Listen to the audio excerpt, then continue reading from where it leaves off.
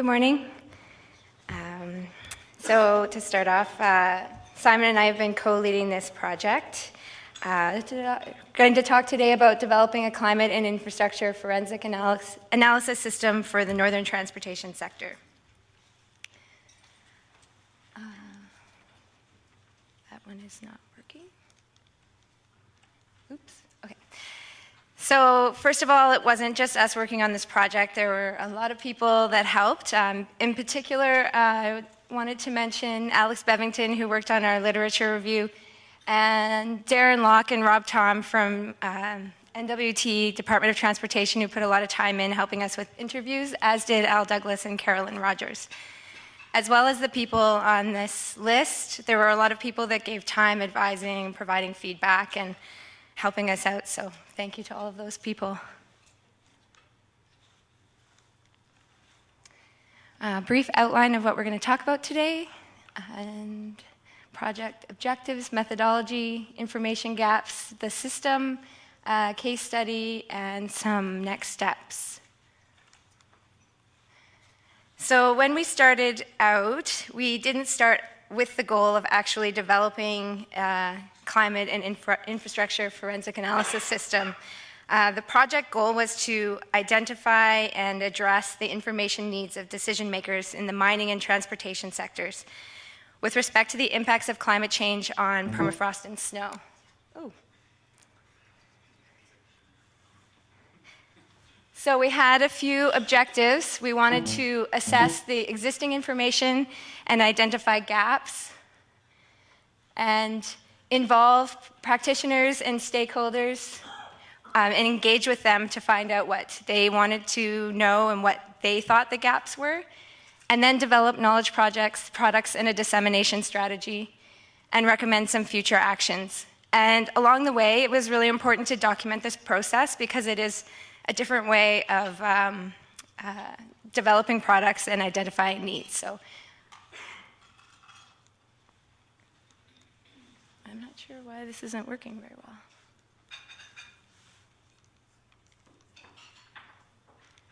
Maybe you could click forward for me, please? No worries. It's kind of slow like me this morning, so. So the methodology for this project, we actually started this a year ago, so a lot has happened in a very short time. We established a project advisory committee.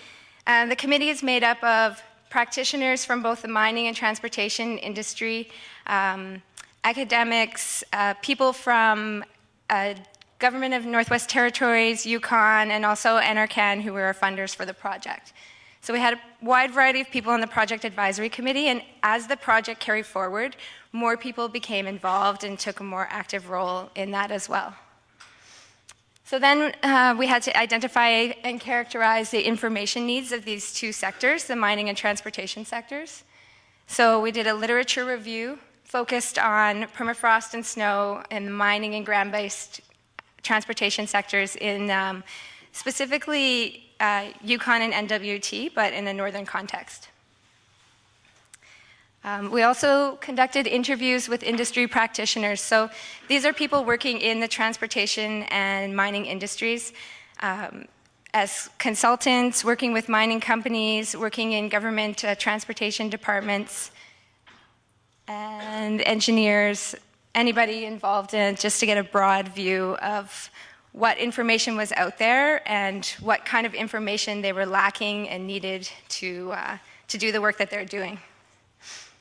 So once we had a better sense of what the information gaps were, we conducted a webinar with our project advisory committee and then a few other people that we had identified from our interviews, and just discussed those information gaps and some potential product ideas for what we could create, and got some feedback on what they thought would be useful and relevant, most important, and also doable in a small time frame, because this is essentially a one-year project.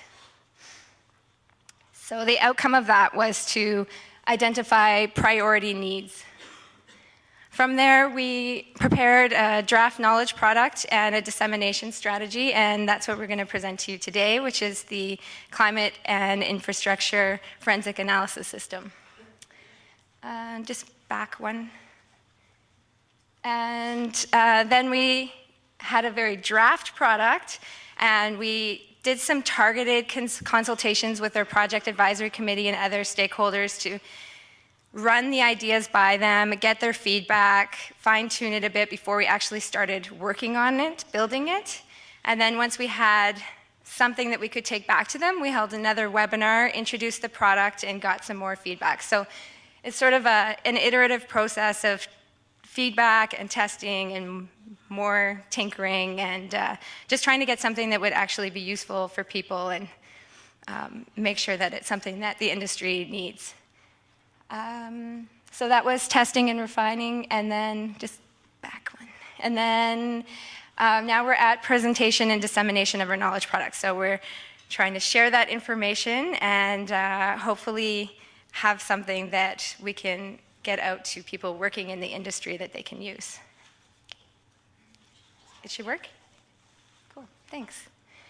So information gaps that we identified. One thing that people were interested in was case studies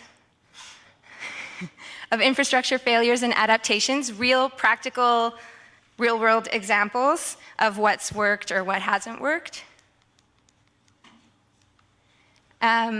Accessible and available climate-related data. Anybody that's working in the North knows that sometimes getting the data that you need is actually just the initial challenge. So that was something that was definitely identified by pretty much everyone we talked to, was finding the data that they needed. Also, people were looking for guidance on the complex interplay of climate elements, so snow and permafrost or rain on snow events was an area that people were looking for more information and some guidance on how to plan for that. Also, practical and user-friendly climate change guidance and tools. This was also somewhere some consultants were worried that often climate change got overlooked because of the costs of implementing better design, and so some information that they could share with the people they're working for to really sell the idea of why they need to build a better structure or why they need to spend a bit more on the front end. That would be, they save money in the long run on maintenance. And accessible training for practitioners. So people were interested in courses, potentially online courses on permafrost, something like the short course that we had on the first day of this conference would be very useful for practitioners. And also some courses in meteorology and forecasting. And everybody wanted better seasonal forecasting, but I'm not sure that we can solve that problem. So what we did design was a climate and infrastructure forensic analysis system. I didn't want to risk doing a live walkthrough on the internet, so I just taken some screenshots and I'll tell you a little bit about how it works. So this is the page that you come to. At the bottom you see proceed to the online system, and you come to a Google map, and all of these green items are single events. And this is related to transportation-related, climate-related events. And the red dots are multiple events in one location. So you can select your event based on an event type or an infrastructure system element. And then that will narrow down the selections that you have. When you click on one of those, you get a little box with a little bit of information on the event. And click here for more details, and you come up with a screen full of details. So where we're at right now is we're still filling in a lot of the information. So you see there's some blanks there, but the goal would be to have all of these fields filled out so you could get as much information on an event when you go here. And I'll zoom in on some of the information that's there. There's location, the type of event, a bit of a description, and there's also adaptation, what has been done for adaptation. So we wanted to also highlight successes, so maybe people have implemented things that have worked, so that's in there as well, or if they've tried to adapt and it hasn't worked, then that would be in there too. And There is also some climate information where we found that information, we've included it, so I'll zoom in on that. So measurements of precipitation, some historical data, and also climate projections. And I'm going to pass it over to my co-lead, Simon. Okay, thank you. Good morning, everyone. So what I'm going to do now is actually get more into the why and how of how this, essentially how the system would address a lot of the issues that were raised and that we identified during the user or potential user consultation process here. And I'm going to do this by using one of the cases that we have in the system as an example. So in September of 2007, there was a large culvert that collapsed along the Dempster Highway at the Caribou Creek crossing. And a lot of the folks who responded to this event it said it was probably the largest culvert collapse that they'd seen in their careers. But immediately upon arriving there were differing opinions on what had caused it. Some folks said, well, it might be related to permafrost. You know, we inspected the culvert last year and it was fine, so it must have been you know, climate change related and potentially associated with permafrost melting. Others looked at it and said, no, it was a very old culvert, so it was just metal fatigue and the thing collapsed eventually. So the question is, who was right? And that's the point here is that that's often a trick question. Usually you have both environmental and human factors that will contribute to these failures, and you won't know what their relative contributions are until you actually conduct an analysis on that event and look at all the pieces of information that can lead you to understanding what caused it and how climate fed into it and how engineering and maintenance issues fed into it. Oh, good. Whoops, that's the wrong way. Okay, so how does the system address this problem? Well, first and foremost, it's multidisciplinary. So we have information, data in these listings that deal with both engineering and management components, anything from what was the component designed for in terms of climatic load requirements, as well as management issues. So how old was that piece of infrastructure, what's its maintenance history, etc. And then when you combine those with the other side of the equation, which is historical and future climate, so both what was the climate that piece of infrastructure had to survive, I guess, during its service life, up to and including the meteorological event or what have you that may have triggered the failure, as well as, and this is just as important, looking at future climate projections of those particular components or factors that may have led to the failure. And I also like to point out that we're using the latest climate change models as part of this assessment process, newly released AR5 models now that just came out a few weeks ago, or a few months ago, rather. So what we intend to do with this is, instead of just having a collection of putting all this information in one place, which already would be quite useful, we want the system to have an analytical component to it, to be able to actually carry it beyond just a collection of information and be able to start, deriving, making decisions and conducting this forensic analysis. Now, so how we intend to do that is we're going to have some automated reports that the system can generate, either for individual events or what we're calling cross-incident reports, where you tend to gather or collect events based on commonalities between them and try to decipher essentially what you can decipher from related issues for multiple events, as well as this idea that it does take some analytical. I'm just going to let that go.